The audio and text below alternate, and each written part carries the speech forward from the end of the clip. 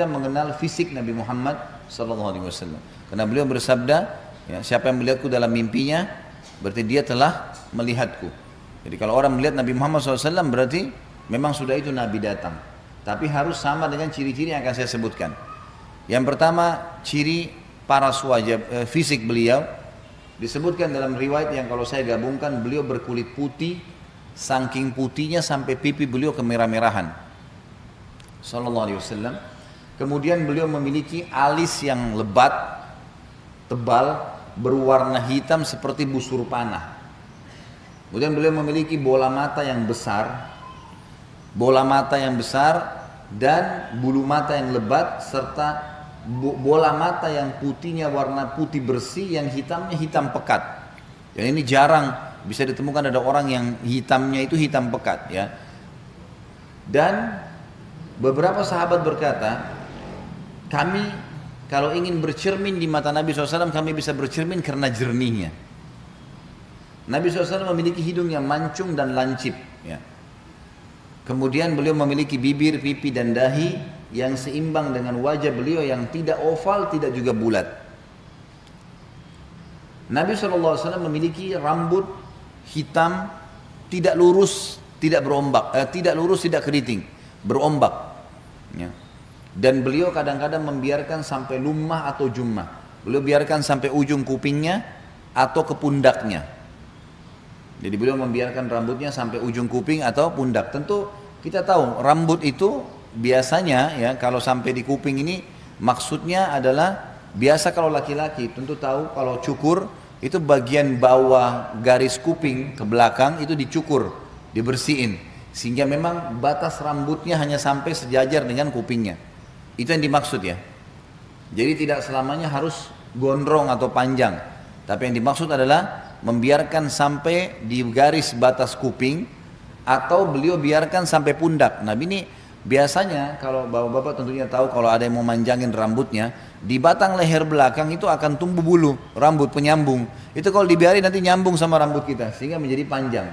Jadi Nabi SAW memang biasa membiarkan sampai lumma atau jumma, dan memang beliau memiliki rambut yang lebat. Makanya pada saat beliau sisir ke belakang, maka tersusun rapi ke belakang antara kuping sampai pundak. Nabi SAW memiliki pundak yang lebar dan dada yang bidang, berbentuk sangat kekar dan kuat, gitu kan? Karena semua nabi-nabi diberikan kelebihan 10 kekuatan laki-laki, semua nabi-nabi, untuk membela agama Allah Subhanahu Wa Taala. Jadi ini kekuatan khusus, tidak ada yang memiliki 10 kekuatan laki-laki. Kemudian Nabi SAW memiliki perut yang sangat keras sampai seperti batu yang tersusun.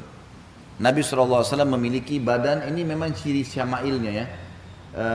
Tangan beliau, dada beliau, dan daerah betis beliau yang terlihat oleh sahabat itu dipenuhi dengan bulu yang lebat. Jadi secara fisik Nabi SAW punya fisik yang sempurna kalau di kalangan laki-laki, luar biasa. Dan tinggi beliau jarbu ini tidak terlalu tinggi, tidak terlalu pendek, ya. Sebagian ulama berijtihad mengatakan, ya, Nabi SAW berada di antara Umar bin Khattab dengan Abdullah bin Mas'ud. Umar bin Khattab ini tinggi sekali, sampai-sampai kalau beliau duduk di atas kuda kakinya sampai ke tanah, gitu.